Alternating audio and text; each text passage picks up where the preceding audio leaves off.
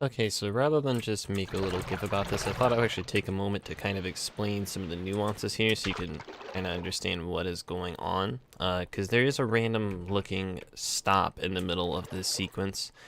I want to try and explain why that is. So the first set of Clang-Clang doors will trigger once you get past the first block or two. Okay, there it is. I actually didn't know what the first one triggered. But yeah, so it triggers when you get past this first couple of blocks. And we're able to just running jump and get through it. I probably won't because I randomly timed it, but so the point is the first one we can just get through by running and jumping because the trigger is far enough away from the door that it just works out. So let me just show you that. Once we get past it though, we don't immediately trigger the second set of Clang-Clang doors. We actually have to get up to that seam up ahead right there. Once we pass that, then we trigger the Clang-Clang doors. But you notice the distance is way different. The first trigger for the Clang-Clang doors back there was noticeably farther away, and it was actually better timing. And plus there's a lower ceiling on these Clang-Clang doors. So with all that added up, basically we can't just keep running and jumping because there's a timing difference between the Clang-Clang doors behind us and the Clang-Clang doors ahead of us here. So what we'll do is after we make our running jumps through the first set of Clang-Clang doors, we're actually going to stop momentarily after we trigger it right here. Or it'll actually be more like right here you'll land. You'll do a standing jump and then continue to run forward. And then the other set of Clang-Clang doors is just fine.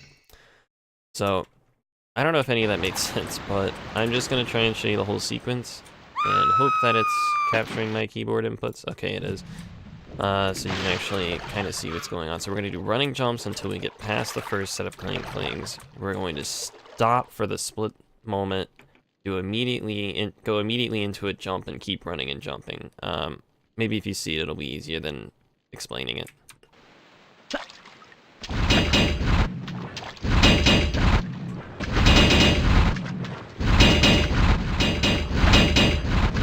Right, so what we did there with the stop is we put ourselves in a safe position to trigger the Clang-Clangs and also manipulate the timing of the sequence so that we don't get eaten by the Clang-Clang doors. It's never fun to be eaten, so we stop there right after the seam, and that triggers it, and it makes the whole sequence work. As far as how lenient the sequence is, or if it is reliable, yes, it's reliable, and I've only ever had things mess up like once ever, really, and it was mostly my mistake. One of the biggest things, you don't have to start directly in the center. There's kind of like a center line here to guide off of.